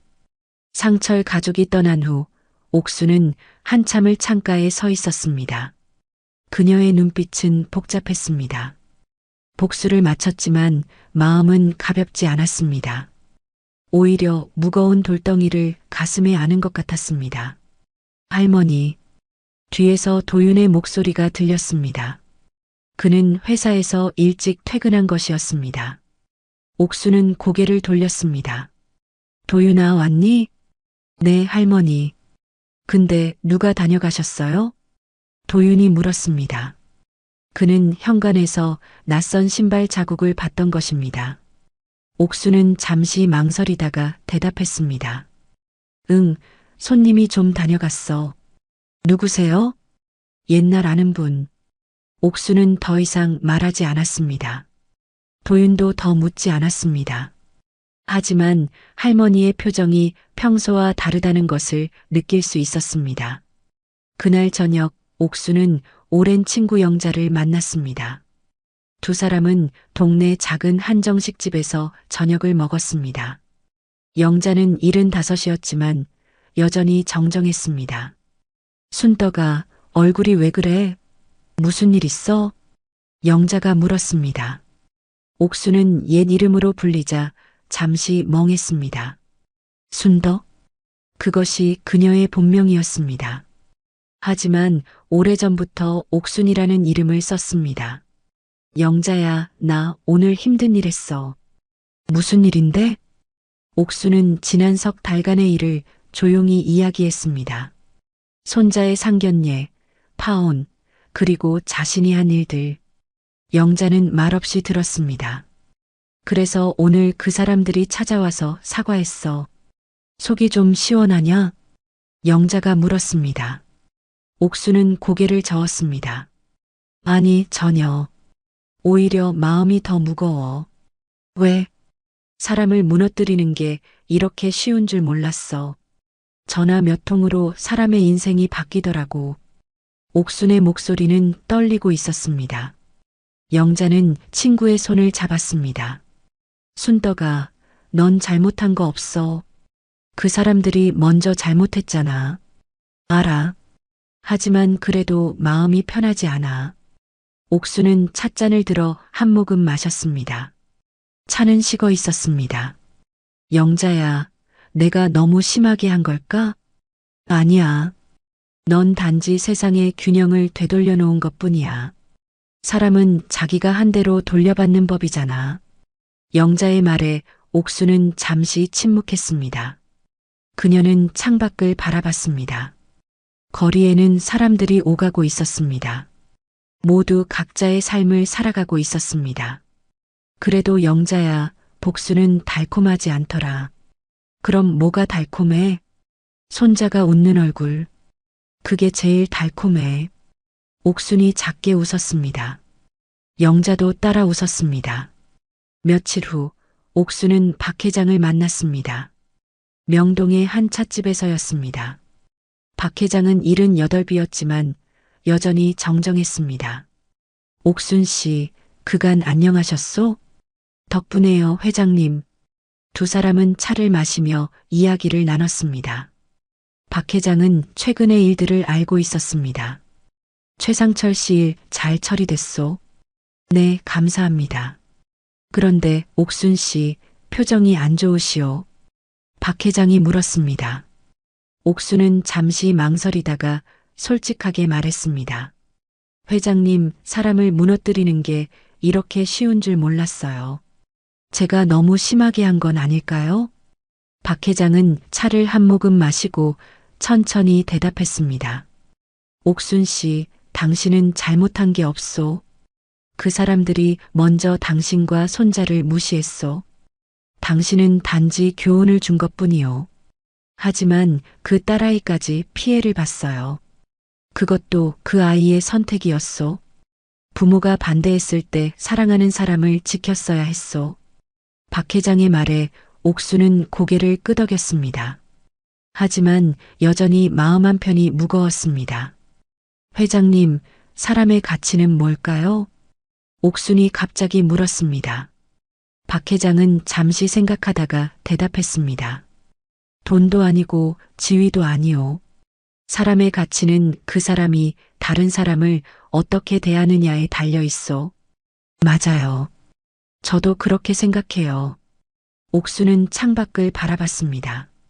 명동 거리는 여전히 활기찼습니다. 그녀는 이 거리에서 젊은 시절을 보냈습니다. 남편이 사업 실패로 세상을 떠난 후 혼자 손자를 키우며 이 거리를 걸었습니다. 회장님, 제가 이 일을 끝내고 나니까 허전해요. 그럼 이제 손자 결혼 준비나 하시오. 박 회장이 웃으며 말했습니다. 옥순도 따라 웃었습니다. 네, 그래야죠. 3개월 후 도윤은 회사 동료의 소개로 한 여성을 만났습니다. 윤하나라는 이름의 28세 초등학교 교사였습니다. 그녀는 밝고 따뜻한 성격이었습니다. 첫 만남은 카페에서였습니다. 도윤은 긴장했지만 하나의 편안한 미소가 그를 안심시켰습니다. 도윤 씨, 처음 뵙겠습니다. 안녕하세요. 두 사람은 커피를 마시며 이야기를 나눴습니다. 하나는 아이들을 가르치는 일에 대해 신나게 이야기했고, 도윤은 그녀의 이야기를 들으며 미소 지었습니다. 도윤 씨는 할머니랑 사신다고 들었어요. 네, 부모님이 일찍 돌아가셔서요. 도윤의 목소리가 조금 낮아졌습니다. 하지만 하나는 동정하는 표정 대신 따뜻하게 웃었습니다. 할머니 손에서 자라셨다니 효자시겠어요. 아니에요. 할머니가 저를 키우신 거죠. 그래도 대단하세요. 요즘 젊은 사람들 할머니랑 같이 사는 거 쉽지 않은데. 하나의 말에 도윤은 가슴이 따뜻해지는 것을 느꼈습니다.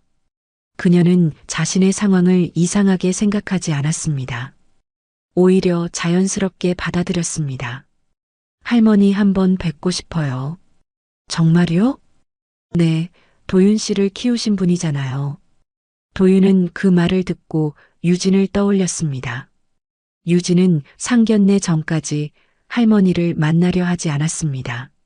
하지만 하나는 달랐습니다. 첫 만남부터 할머니를 만나고 싶다고 했습니다.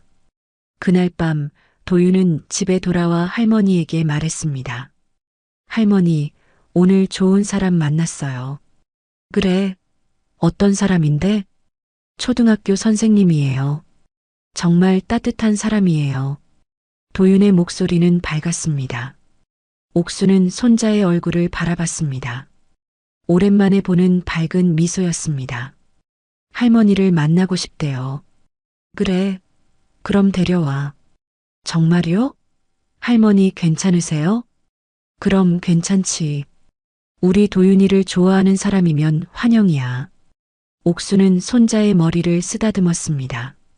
도윤은 할머니를 꼭 안았습니다.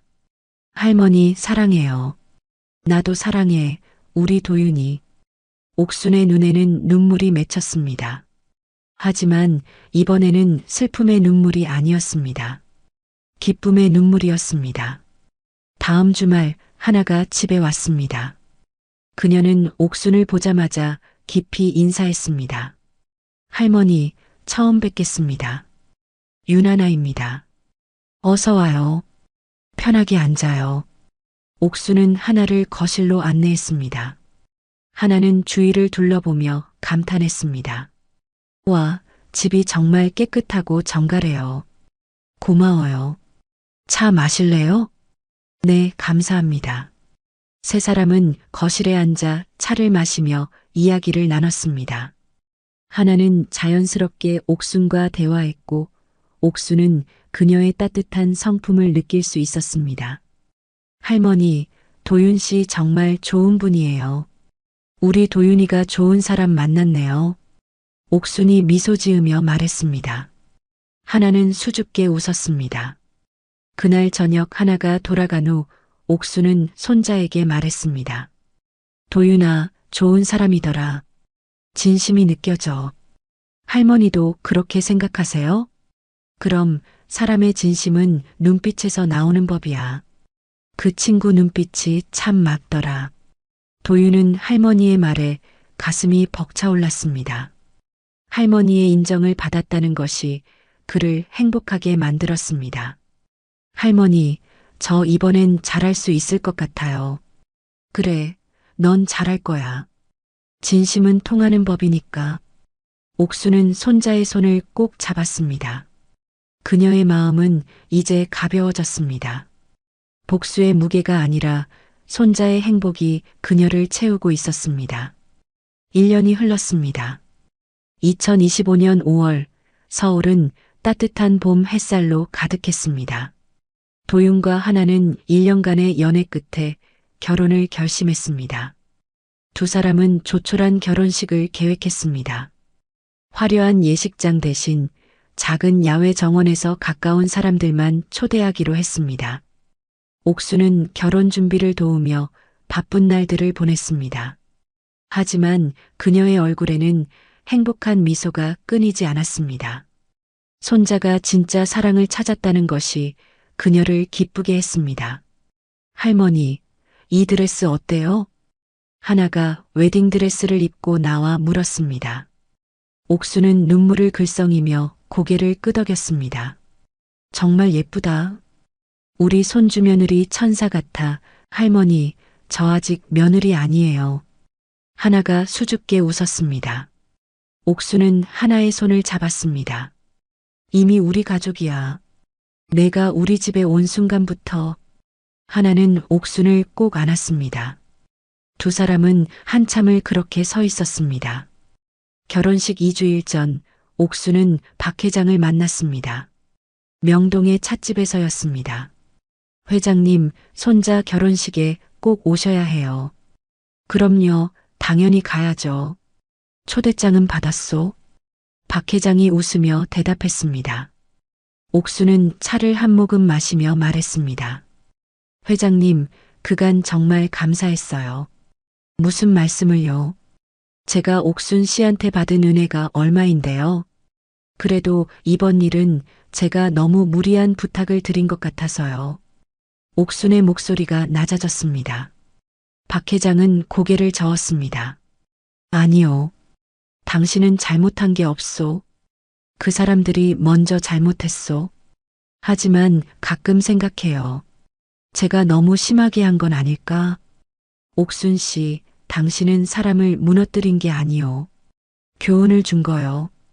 그 차이를 아셔야 해요. 박 회장의 말에 옥수는 천천히 고개를 끄덕였습니다. 그녀는 창밖을 바라봤습니다. 명동 거리는 여전히 활기찼습니다. 회장님, 사람의 가치는 정말 돈이나 지위가 아니더라고요. 그렇소. 사람의 가치는 그 사람이 다른 사람을 어떻게 대하느냐에 달려 있어. 맞아요. 그걸 이제야 확실히 알았어요. 옥수는 미소 지었습니다. 박 회장도 따라 웃었습니다. 결혼식 날이 밝았습니다. 서울 근교의 작은 정원이었습니다. 하얀 천으로 장식된 통로 양쪽에는 의자들이 놓여 있었고 앞쪽에는 작은 단이 마련되어 있었습니다. 하늘은 맑았고 햇살은 따뜻했습니다. 오전 11시 하객들이 하나둘 도착하기 시작했습니다. 도윤의 회사 동료들, 하나의 학교 선생님들, 그리고 옥순의 오랜 친구들이 자리를 채웠습니다. 박 회장이 도착했습니다. 그는 정장을 단정하게 차려입고 있었고 손에는 큰 축하 화환을 들고 있었습니다. 옥순 씨 축하합니다. 회장님 와주셔서 감사해요. 옥순은 박 회장을 맞이하며 미소 지었습니다. 박 회장은 주위를 둘러보며 고개를 끄덕였습니다. 조촐하지만 따뜻한 결혼식이 되겠소. 네, 저희가 원하던 거예요. 잠시 후 친구 영자가 도착했습니다. 그녀는 연한 분홍색 한복을 입고 있었습니다. 순덕아, 오늘 정말 좋은 날이구나. 영자야, 와줘서 고마워. 두 친구는 손을 꼭 잡았습니다. 영자는 옥순의 얼굴을 가만히 바라봤습니다. 순덕아, 얼굴이 정말 밝아졌다. 그래, 요즘 행복해서 그런가 봐. 당연하지. 손자가 좋은 사람 만났는데. 두 사람은 함께 웃었습니다. 정오가 되자 결혼식이 시작됐습니다. 잔잔한 음악이 흘러나왔고 도윤이 단 위로 올라갔습니다. 그는 검은색 턱시도를 입고 있었고 얼굴에는 긴장과 기쁨이 함께 어려 있었습니다. 음악이 바뀌고 하나가 아버지 손을 잡고 통로를 걸어왔습니다. 그녀는 순백의 드레스를 입고 있었고 손에는 작은 꽃다발을 들고 있었습니다. 햇살이 그녀를 비추자 드레스가 은은하게 빛났습니다. 도윤은 하나를 보며 눈물을 글썽였습니다. 하나도 눈가가 붉어졌습니다. 두 사람은 서로를 바라보며 미소 지었습니다. 하객석 앞쪽에 앉은 옥수는 손수건으로 눈가를 닦았습니다. 영자가 그녀의 손을 잡아주었습니다. 순덕아, 울지 마. 오늘은 기쁜 날이잖아. 알아. 그냥 너무 기뻐서 그래. 옥순의 목소리는 떨리고 있었습니다. 주례없이 진행되는 결혼식이었습니다. 도윤과 하나는 서로를 향해 서서 직접 준비한 서약을 읽었습니다. 하나 씨, 당신을 만나서 제가 얼마나 행복한지 몰라요. 당신은 제가 힘들 때 곁에 있어줬고 제 할머니를 진심으로 대해줬어요. 평생 당신을 사랑하고 지키겠습니다. 도윤의 목소리는 떨렸지만 진심이 담겨 있었습니다. 하나는 눈물을 닦으며 대답했습니다. 도윤 씨, 저도 당신을 만나서 정말 행복해요. 당신의 따뜻한 마음, 할머니를 향한 효심, 그 모든 게 저를 감동시켰어요.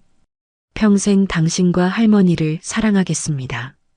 두 사람은 서로의 손을 꼭 잡았습니다. 하객들은 박수를 쳤고 어떤 이들은 눈물을 흘렸습니다. 식이 끝나고 피로연이 시작됐습니다. 작은 뷔페 테이블이 마련되어 있었고 사람들은 음식을 먹으며 담소를 나눴습니다. 박 회장이 옥순에게 다가왔습니다. 옥순 씨, 정말 좋은 결혼식이었소. 감사합니다, 회장님. 손잡은 정말 좋은 사람 만났소. 저 며느리 눈빛이 참 맑더군요. 네, 진심이 느껴지는 아이예요. 옥순이 하나를 바라보며 말했습니다. 하나는 하객들과 인사를 나누며 밝게 웃고 있었습니다. 옥순 씨, 이제 마음 편히 쉬시오. 손자도 장가갔으니. 그래야죠. 이제 제 할 일은 다 한 것 같아요. 옥순의 목소리는 평온했습니다. 박 회장은 그녀의 어깨를 가볍게 두드렸습니다. 저녁 무렵 하객들이 하나둘 떠나기 시작했습니다. 옥순은 정원 한쪽에 앉아 쉬고 있었습니다. 도윤과 하나가 그녀에게 다가왔습니다. 할머니, 오늘 정말 고마웠어요. 도윤이 할머니의 손을 잡았습니다. 옥순은 손자를 바라보며 미소 지었습니다. 뭘 고마워? 할머니가 더 고맙지. 할머니. 하나가 옥순의 다른 손을 잡았습니다. 제가 정말 좋은 가족을 얻었어요. 할머니, 평생 잘 모실게요. 고마워, 하나야. 우리 도윤이 잘 부탁해. 세 사람은 손을 맞잡고 한참을 그렇게 서 있었습니다. 석양이 정원을 물들이고 있었습니다. 그날 밤 옥수는 혼자 집으로 돌아왔습니다. 텅 빈 집이었지만 외롭지 않았습니다. 그녀는 거실 창가에 서서 밤하늘을 바라봤습니다. 별들이 총총히 빛나고 있었습니다. 여보, 우리 손자 장가 갔어요. 옥수는 하늘을 향해 조용히 중얼거렸습니다. 오래전 세상을 떠난 남편을 떠올리는 것이었습니다. 좋은 사람 만났어요. 진심으로 우리 도윤이를 사랑하는 아이예요. 옥순의 눈에는 눈물이 맺혔습니다. 하지만 슬픔의 눈물이 아니었습니다. 감사의 눈물이었습니다. 여보, 제가 제대로 키운 것 같아요. 우리 도윤이 착하고 따뜻한 사람으로 자랐어요. 옥수는 창가에 기대 섰습니다. 먼 곳에서 명동의 불빛이 보였습니다. 그녀가 젊은 시절을 보낸 곳이었습니다. 남편과 함께 꿈을 꾸던 곳이었습니다. 사람의 가치는 돈이나 지위가 아니에요. 그 사람이 다른 사람을 어떻게 대하느냐, 그게 진짜 가치예요. 옥수는 조용히 중얼거렸습니다. 그녀는 지난 1년을 떠올렸습니다. 상견례에서의 모욕, 손자의 상처, 그리고 자신이 한 일들. 그 모든 것이 이제는 먼 과거처럼 느껴졌습니다. 사람을 무시하면 결국 그 대가를 치르는 법이에요. 하지만 진심으로 대하면 진심이 돌아오는 법이고요. 옥수는 미소 지었습니다. 그녀는 거실로 돌아와 작은 액자를 꺼냈습니다. 오늘 결혼식에서 찍은 사진이었습니다. 도윤, 하나, 그리고 자신이 함께 웃고 있는 모습이었습니다. 이게 진짜 가족이에요. 옥수는 액자를 가슴에 안았습니다. 그녀의 얼굴에는 평온한 미소가 번졌습니다. 창밖으로 명동의 은행 간판이 희미하게 보였습니다. 그 간판 아래로 수많은 사람들이 오가고 있었습니다. 각자의 삶을, 각자의 이야기를 안고 살아가는 사람들이었습니다. 옥수는 천천히 눈을 감았습니다. 마음은 가벼웠고 영혼은 평온했습니다. 손자를 지켰고 교훈을 주었고 그리고 진짜 가족을 얻었습니다. 돈보다 중요한 건 사람의 마음이란다. 옥순의 마지막 중얼거림은 조용했지만 그 속에는 인생의 모든 지혜가 담겨 있었습니다. 밤은 깊어갔고 서울의 하늘에는 별들이 더욱 밝게 빛나고 있었습니다.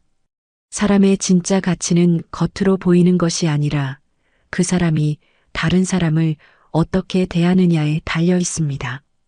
옥순 할머니는 조용하지만 단호하게 세상의 균형을 되돌려 놓았습니다. 결국 우리가 다른 사람에게 베푼 것은 좋은 것이든 나쁜 것이든 언젠가 우리에게 돌아온다는 것을 기억해야 합니다. 진심은 통하고 교만은 무너지는 법입니다. 오늘도 시청해 주셔서 감사합니다. 노을빛처럼 따뜻한 하루 되시길 바라며 노을빛 인생이었습니다.